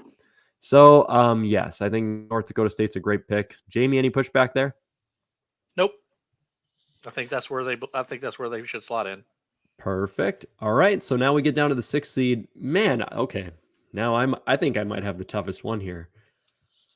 All right, I need some help, gentlemen. Who would you pound the table here for? At least 2 teams that you would be thinking about. Montana State. Yep. Even in this scenario, their only loss would be against Montana for Division I. They've beaten Weber State. It's hard to deny Montana State right now. The only argument I'll push back on, I think I agree, but Northern Arizona, Eastern Washington, yep, bad teams, yep, very close late wins caused by. But Eastern Washington was ranked at the time. Yep, but yeah, they shouldn't have been, and we all know that. But for sure. Would you put Incarnate Word here? Would you put Holy Cross here? It feels like Montana State. Yeah, Incarnate Word doesn't sit with like the ranked win. I don't like the D2 win for Incarnate Word. That's the albatross for me with them. I think the win over Weber State is big. They're the only team in the FCS that's blown out UC Davis. It wasn't even competitive. It'd be hard to decline a Montana State who only has 1 FCS loss to a rival, which is another playoff team. And again, I think most people outside of a few would pick Montana State winning anyway. And we already said it. If they win, they are a 3 seed locked in, guys. This is just for the hypotheticals.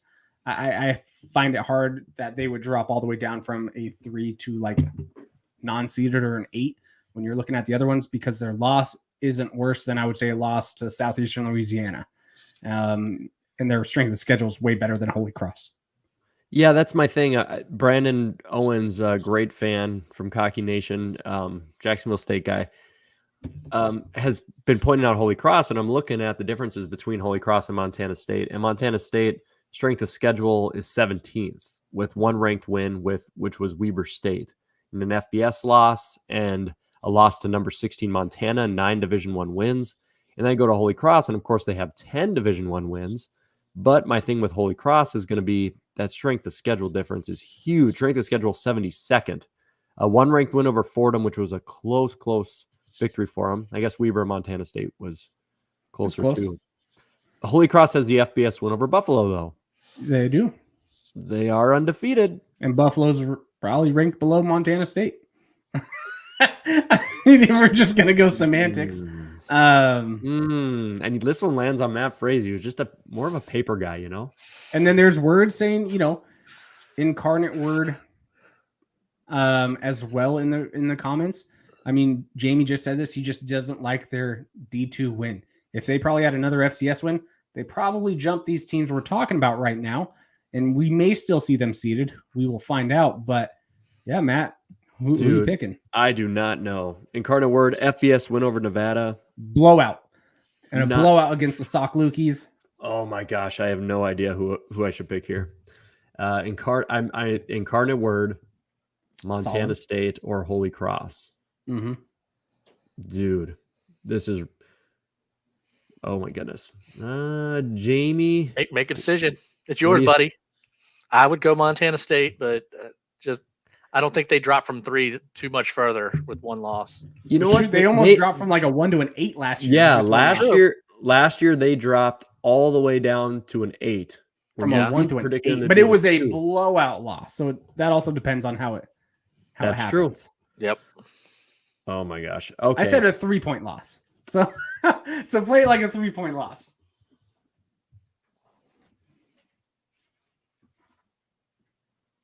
He's flipping a coin. Oh wow! I'll put Holy Cross in there. Okay. I'm gonna go with Holy Cross because I'm confident that at worst they'd be I think they could be a 7 or 8. So maybe they're one bumped up. I'll go with Holy Cross because they have the FBS victory and they're undefeated. I think that's the one that with the committee people will roll their eyes at and go, really? But who was it? Colgate was the 8 the one year, correct? They were the 8. They were the 8. They lost their FBS game to Army. Yep. So Holy Cross is the FBS win. Yep. I'll bounce them up. I put them at 7 in mine, so that's not like a big difference. Yep. So there we go. I thought Frazee was saying a little prayer there. I almost had to. Yep. So it's to me for the 7 seed, right? It is to you, Jamie. I think we have to consider 3 teams for these 2 spots. So we need to consider Montana State. We have to consider Incarnate Word. And we have to consider Furman. Mm-hmm. Because Furman's only FCS loss is to the team we seeded number 3. I keep talking myself out of Incarnate Word despite the FBS win because of that D2 game. I think I'm going to go with Montana State here. I think that's where I'm going to lean. I just feel like that strength of schedule and, Kylor picking Montana is what threw a little wrench in it, but I don't think it knocks them out of the seeds. I think I'm gonna go with them at the 7 and make Kylor make the debate for number 8.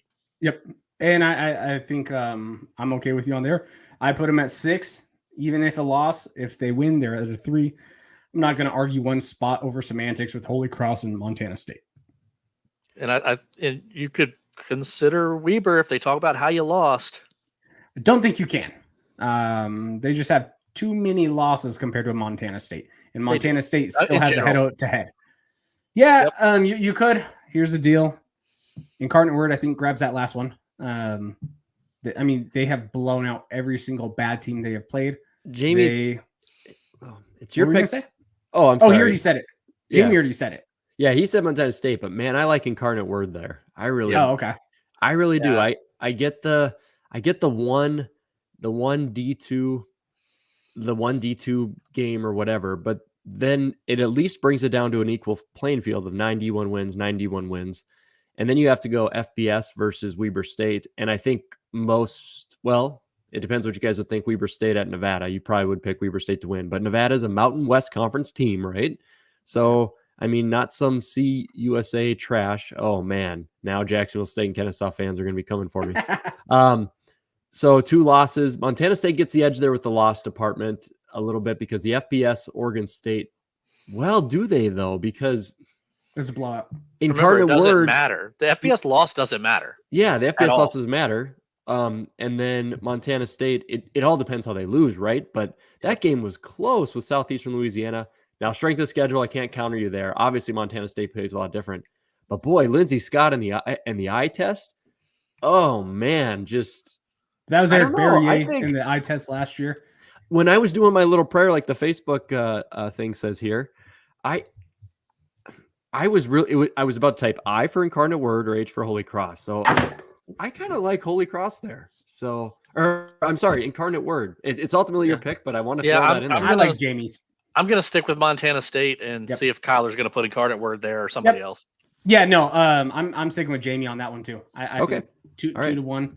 Shut up, Matt, because you're trying to take my pick. Incarnate Word gets the 8. They do. That D2 game isn't really their fault, right? There's some weird transitioning stuff. So the last minute replacement, kind of like the Weber State game. But Incarnate Word, outside of this Southeastern Louisiana game where, Kelly was hurt. Or not Kelly, not Shelly. Wow, now I'm having a brain fart. I talk about him literally weekly. Lindsey Scott Jr., he was a little injured. It was a great game. It was a shootout.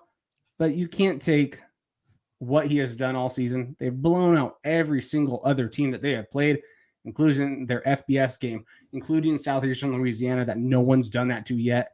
They're making teams look really bad. I get their strength schedule is not perfect, but they do look like the real deal. They passed the eye test more than a lot of other teams. And a healthy Lindsey Scott Jr., I wouldn't want to play him. So, yeah, I think Incarnate Word definitely gets the 8. The only thing that's different really is I have North Dakota State up a few spots, and I have Montana State and Holy Cross switched if this scenario happens with Montana winning the Brawl of the Wild. Other than that, it's pretty similar. Yeah, I would just pound the table and be like, I think 1 through 5 is exactly how it should look. And I would just, you're not going to really kind of move me from that. I just think that is so set in stone. I think our 6, 7, 8 can be really interchangeable. I think you could swap 1 or 2 others in there. I think we've got the right 8 teams, though. I think we got the right 8 teams. I do think North Dakota State's going to be a 4. I just think they will. That will be interesting to see how it plays out. Guys, final segment here will be Mr. Jamie Williams is going to hop on an awesome bracket site of ours. He's going to create the bracket of what we selected for the auto bids and everybody else for the only thing I'm going to say, Jason Grooms, I know you're listening. Cut me some slack, brother. Yeah, Jason Grooms, the true bracketologist, is going to be in the background here. Jamie's going to give it a shot, so I'm going to remove Jamie out. And whenever you're ready, Jamie, just send us a comment. And I'm going to bring in a special guest here. If you guys are a big listener of the FCS Fans Nation podcast, you obviously have heard of a lot of segments that we run on the podcast. We run quick hit questions to get everybody's questions in. We run the big 7 for the main 7 topics of the week. We also run our game of the week prediction. And this year we added in something special, the good old taco bet. Something Mr. Bryan Thompson, a good fan of the page, has been doing for a long time on our page, betting tacos and sending gift cards. And it's kind of a fun little tradition on our page. We are joined tonight by the Taco King, Bryan Thompson himself. Bryan, you are now officially live because you want to present taco bets while Jamie does his bracketology. Bryan, you've got some background noise if you've got the radio on, buddy. You might want to turn that on, but you are on the show. Taco King, can you hear us? Oh, he's got a podcast. He's got us. He's listening to us. Bryan, hey, guys, can you hear me? We got you, Bryan. You got us turned off on your back. God dang, mic ain't working. Do. All right, we can't see the Taco King, but that is fine. He will be back with us if his device connects back up. It's live, baby. We are live. This is what happens. Okay, so we'll take some fan questions while we're waiting on Jamie and the Taco King. Let's take them. All right, so if you guys have questions that you want to throw out to us in terms of the field we selected or what you think is going to go on, feel free to toss them out to us now, and Kylor and I will break them down immediately. The man, the myth, the legend, the Taco King. We'll give him another shot in here. Bryan, can you hear us okay? It's not working on my end, Matt. I can hear you clear as day, though, man. You are on live, and I can hear you just fine. Let me try this. Don't even need to see your Hey, Matt, face. can you hear me? I've got you, Bryan. Can you hear me? Yeah, there we go. I got you. All right, man. Well, let it roll. What are you going to do? What are you going to present for a taco bet for us here tonight? I'm going to go over under 7 of them correct. Oh, you're going the over, seeds? The over seeds. under. Okay, over under 7 of our seeds. So you have to have being all correct. 8 of them correct, or you're going to miss one of them. Placements or teams? The teams. Okay. Okay, so we have over under Oh, that yeah. we get 7 of the 8 correct. And how many tacos are on the line with this bet there, Taco King? A table full. A table full of tacos. Oh, okay, Kylor. I'm very confident our top 5 are going to be fine. And as long as the other teams take care of business, I mean, I think Montana State can lose and still get a seed. So as long as Incarnate Word and Holy Cross win, and William and Mary win, and Sanford wins, I'm pretty confident in this scenario. So we have to get 7 correct. So we're over under there. Yeah, if we have to get 7 right. Taco King, you have yourself a taco bet, a table full of tacos from the FCS Fans Nation podcast, guys. So you have a bet there. Do you have any additional taco bets for us there, Mr. Thompson? I got one for Jamie will like this one. He's off making the bracket. But if you nail the first 5 exactly, can't miss a single one. And I disagree with Kylor. I think Montana State wins this week. Right. It's a beer full of adult beverages. Oh boy. So can I pick a whole new what my seedings would be then? Yep. I'll give you one choice. But you can tell me what it's going to be. I think Montana State wins, so I don't think this one's going to be correct. Without just being chaotic, here's going to be my top 5 because I already have it. So my top 5 is going to be South Dakota State. I do think they get the one, even though Sacramento State is more deserving. Sacramento State, and then I have Montana State, North Dakota State, and then I think you do put Sanford. You do I have to jump in on him, Bryan? No, you do your own. You can keep your own. Okay, I will go with Sacramento State the 1, South Dakota State the 2, Montana State. I think they win will be the 3. I'll say North Dakota State gets the 4, but I don't agree with it. I do not agree with it. Let it be said.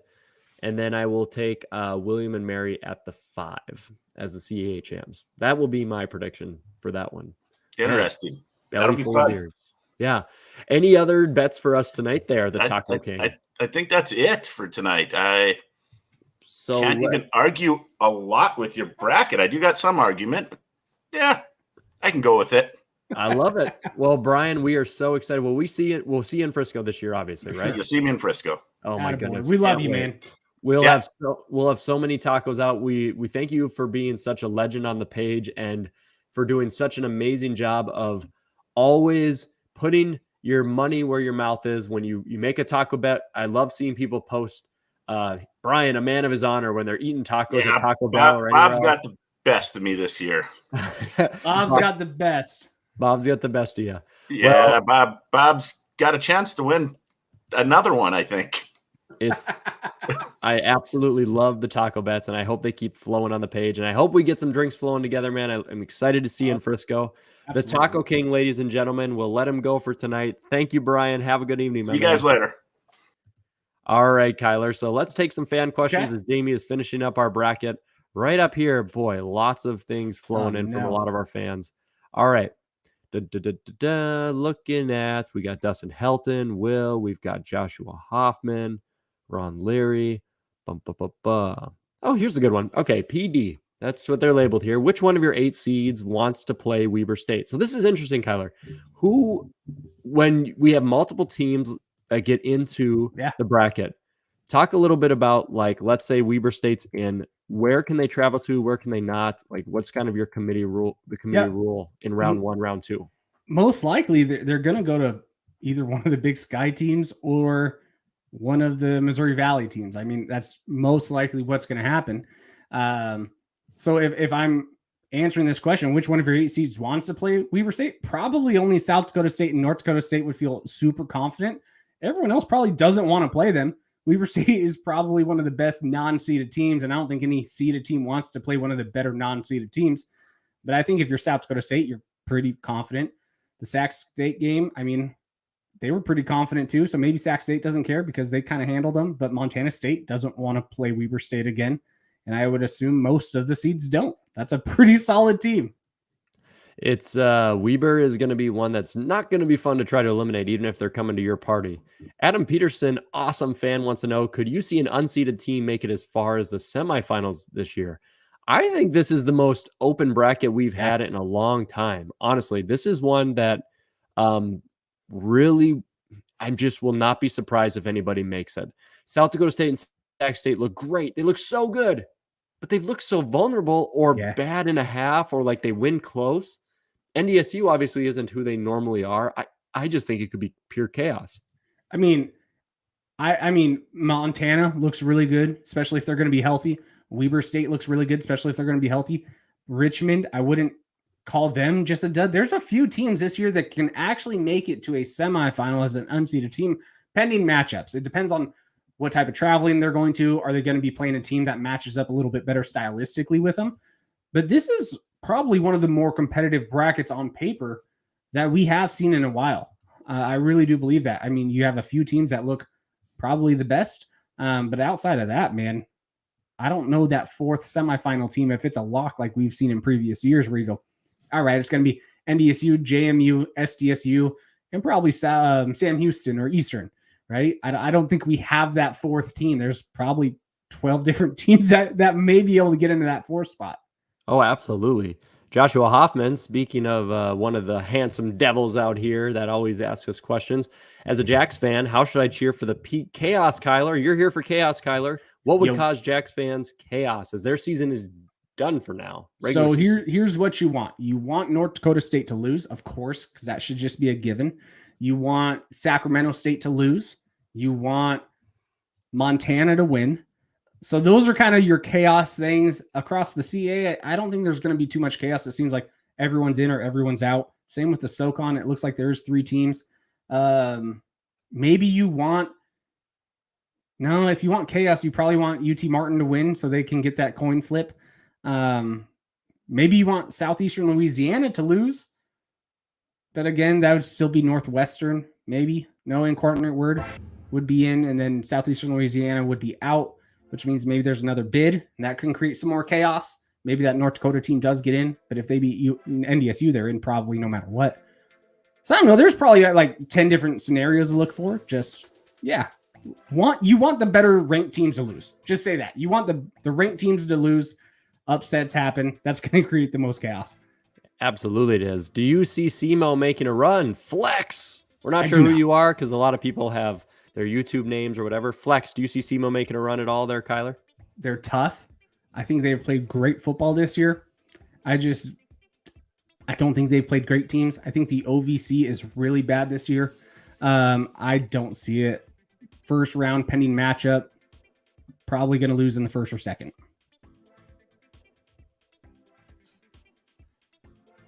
Mr. Williams, what do you think right now? We looking okay, or would you like a little bit more time, sir? Jamie's still working hard, so we're going to keep answering questions here, guys. Thank you so much for sticking up with us late and asking so great things.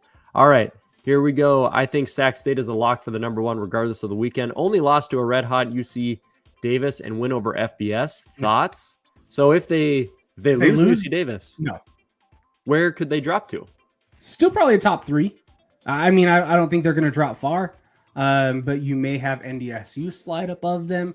You may have Montana State slide above them, but that's probably it. Maybe Samford. That's probably it. So worst case scenario, they slide to a 4 or 5. But definitely if Sacramento State loses this weekend, they don't have any chance at the 1. South Dakota State would get the 1 no matter what. Interesting. Okay, well, here we go. Paper Hands Moon Boy. What a name. All right, Paper Hands. Thanks for joining us on YouTube. Appreciate you. I can't stand the Grizz, but they have a real shot at winning this one. Okay, Kylor, expand on that a little bit. You predicted the Grizz to win next weekend. What gives you that feeling? Expand on that a little bit more. So I just think we've seen Montana State be vulnerable versus some not very good teams. Unfortunately, my team is one of those really not good looking teams. Northern Arizona, a not good team. Montana is way better than those two programs. And if you're looking at, I've preached this every single year since I've been on this page. Not always the better team is the team that's going to win the game. Styles make for matchups. What does Montana State do better than everyone else right now? They run the damn ball, and they run it multiple times, multiple quarterbacks. They can do whatever. What does Montana State do Montana do extremely well? They get to the quarterback. They stop the run. They're a top 10 in defense for rushing and top 10 passing defense in the nation. If any defense can figure out this Montana State team, it's their in-state rival, who is by far, in my opinion, the best defense in the Big Sky. And if Lucas Johnson is healthy, now I know he's on crutches. That could be a little bit of sideshow, like, hey, guess what? You got to prep for another guy. I don't know. We'll see. It did look like it was kind of a gnarly hit, but I don't know. He walked off pretty fine, kind of jogging off, if I remember, but he was on crutches at the end. So if Lucas Johnson is healthy, Montana State's defense has been very suspect, especially in the passing department. Cal Poly, they threw 390 yards. And again, I just trust Montana's defense over Montana State's defense right now. And styles make for matchups. That is a perfect style versus style matchup that favors Montana a little bit. All right. Thank you for the intel, Kylor, as always. And ladies and gentlemen, Mr. Jamie Williams back here for our final part of tonight's podcast. Thanks for sticking with us through this whole thing.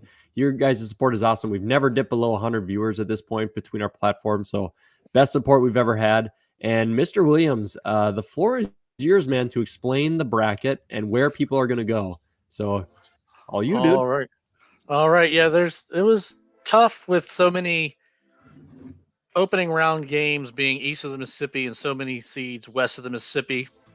I know there's some mistakes in here, but I made some assumptions. So we're just going to start at the top with Sacramento State as the 1 seed. I have them playing the winner of Abilene Christian in Montana. And Jamie, just to give you a little cop out before comments start flowing in, we're using a site that will seed everybody, but we obviously know that the other teams are not seeded. Okay. Right. We understand this. The website itself forces numbers on there. We are not seeding the whole tournament. Okay. Everyone sees it. Oh, there you go. Jamie even popped them out. If you're watching on YouTube, we know who our seeds are. So yep. Perfect. There we go. There we go. It's Somebody already said, how's UT Martin at number 9? Okay. Yep. There's no seeds except for 1 through 8. It's just the way it's set up. So I've got Abilene Christian at Montana. Winner goes to play Sacramento State. So, coin flip. Okay, they didn't play in the regular season. They're playing in the first round of the playoffs. If UT Martin is in, they're playing Southeast Missouri State. Love it. The winner of that goes to play Lindsey Scott and Incarnate Word. Good luck. The next quadrant of the North Dakota State bracket here with William and Mary. Southeastern Louisiana and Chattanooga. Winner goes to North Dakota State. Try to keep this one pretty regional. Elon and North Carolina A&T. Those schools are minutes apart. And that winner goes to play William and Mary. Again, just close. You can't have a repeat matchup in the first round. You can in the second round. And you try to keep the bus trips within 400 miles if you can. Try to do that the best I can without going to a map. I had limited time. So we go down to the next quadrant of the bracket, the Samford Holy Cross, the 3-6 bracket. Davidson and Furman. Again, Southern North Carolina, just out near Charlotte to South Carolina. Winner goes to Samford. And I thought this one was fun because both teams play in Richmond. Is it scrolled down? Am I too far? Right here. I'm right here. I don't see. Matt, do you see the bottom portion? I haven't gotten there yet. Oh, I'm still at Elon in North Carolina. Yep. Oh, okay. Don't worry, guys. You know what's great about this is everyone's experiencing a lot of the things we edit out and during the normal week. Yeah, Jamie, sometimes if you just stop the share screen and then redo it, just the old flip it on, flip it off technique, that'll make the screen share go better. So, ladies and gentlemen, you are getting a live look at the FCS Fans Nation podcast and how we edit things during the normal week. So it sounds like our podcast is flawless when it normally is not. That's right. So, yeah, I've got Richmond against Eastern Kentucky. I mean, I think that's probably a matchup, and then they go play Holy Cross, winner there. This is the one where I had to throw one way across the country, and there's no way this is going to happen, but it's the teams I had left. And again, limited time. Weber State and New Hampshire. And I'm not saying who's going to win the bids or anything. Winner goes to Montana State. Basically, I would say Weber wins that game, and I want that rematch. So that was pretty much what I did there. So I know this is probably going to wind up wrong. They'll move things around. And then the South Dakota State would get the winner of St. Francis and Delaware. Yeah. I would bet SEMO goes to Weber State in this scenario. Most likely, but you just said not a lot of time. They're in the same conference. I would prefer if that happened. Yeah. Actually, no, I prefer if they both went to different teams so they both can get beat for the stupid coin flip. But Jamie, you just putting this together in like basically 7 minutes, and impressive. That was very impressive, especially putting out the rules there of like keeping it within 400 miles and the bus travel and the round 1, round 2 can't have the rematches in round 1.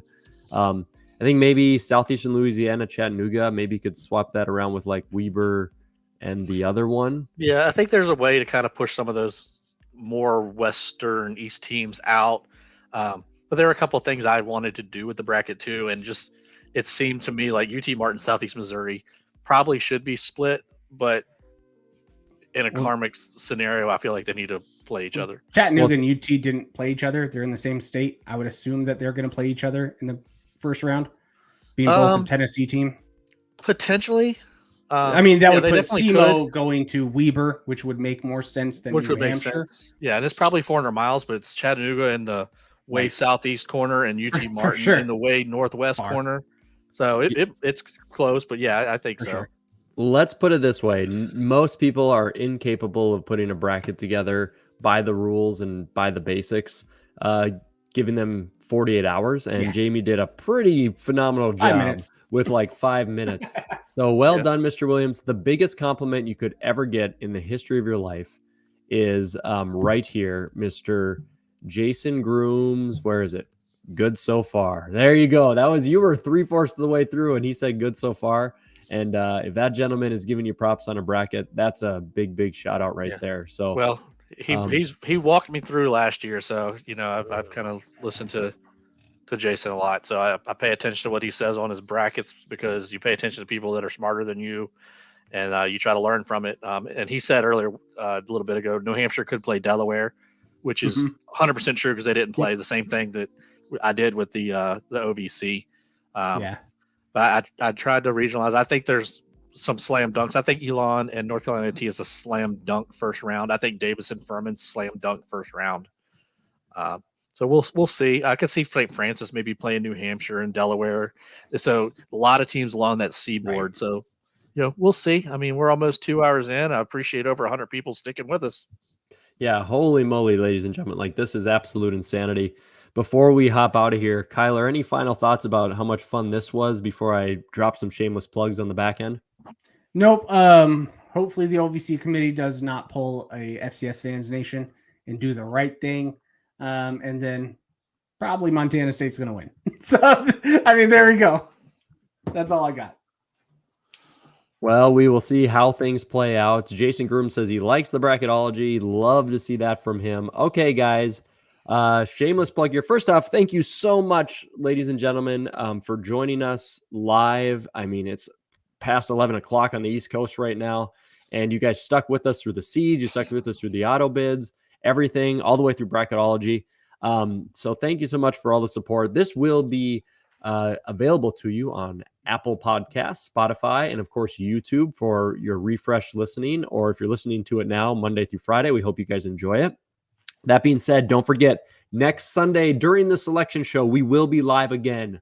Why listen to the ESPN talking heads who can't wait to talk about Alabama and Georgia and Tennessee and the SEC and the Big Ten and bleh, why listen to them when the bracket's revealed? We will have the bracket reveal live straight from our stream, and we will be reacting, answering your questions, putting up your comments, and having a whole interactive FCS community moment during the selection show, letting your anger or happiness flow, whether your team's seated in the field or out. So join us live again next Sunday. You'll be seeing a post Monday or Tuesday about it. Make sure you set those notifications. And we had a lot of fun here tonight. All right, guys. Jamie Williams, I'll give you the final say since you don't have a team to worry about in the playoffs this year. Final thoughts on our podcast today. Oh, yeah. Kylor also doesn't have a team to worry about. Well, Kyler's team just stinks. I got to get a stinks in there. Eastern stinks this year. Sorry, buddy. Yeah, it is what it is. Hey, if there's any year to go knock these guys off in the fall, might be this year. They've shown some flaws. They got some injuries. But also, if we're sitting in Frisco and this team is playing, don't be surprised either. But either way, there's going to be some good playoffs. There's going to be some good games. Can't wait. See y'all next week.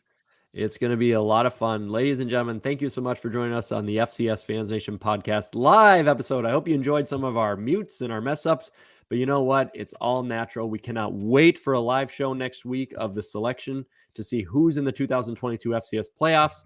Normal format of question podcasts flow all through the playoff season in December. And then we are not more than, 8.5 roughish weeks away from seeing your beautiful faces down in Frisco, Texas. So we hope you can join us down there. Thanks to Bryan. Thanks to Jason. Thanks to all these folks, Sam, Herders, Craigs, everyone's who helped make this podcast possible with all your information. And we just appreciate the fans, of course, for always joining us. That being said, hope you enjoyed the episode. We hope you enjoy your week, and we will catch you live next Sunday on the FCS Fans Nation podcast. Boom. Thank you for listening to the FCS Fans Nation podcast. Make sure to like and subscribe to this podcast on your preferred listening platform, whether it's Apple, Spotify, Google, or even YouTube. And make sure to follow our FCS Fans Nation social media pages on Facebook, Twitter, and Instagram. Thank you for listening to the premier podcast for FCS football. Boom.